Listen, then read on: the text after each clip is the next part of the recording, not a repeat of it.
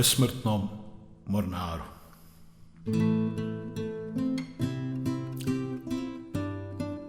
Kad rekoše da te nema,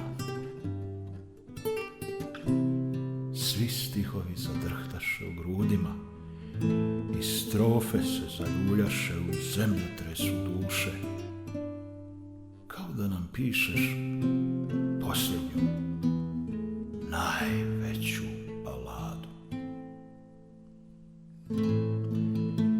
Iz srca napuklog na pole razli se vodopad krvi. Bučno sa visina divlja rijeka pljusnu kišu, zapjeni svaka kap u mutan slav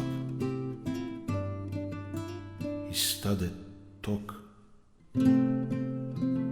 i zaječi muk.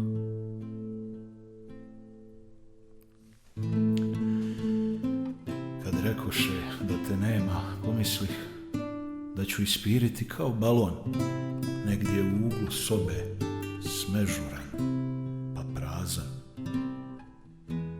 bez udaha zraka, sleđen u neprebolnom ćutanju.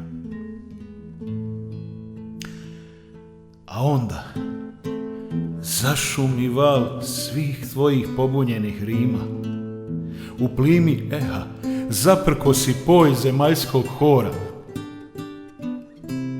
Slavuji časte usnulu livadu neba, svuda tvog doma je to.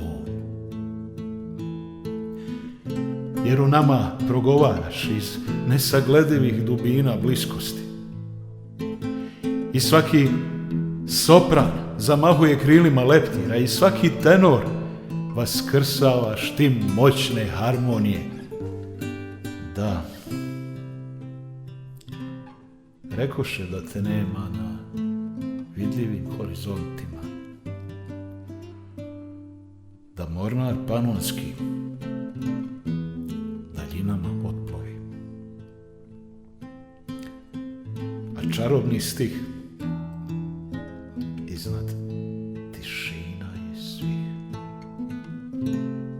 gdje genija mitski slave likovi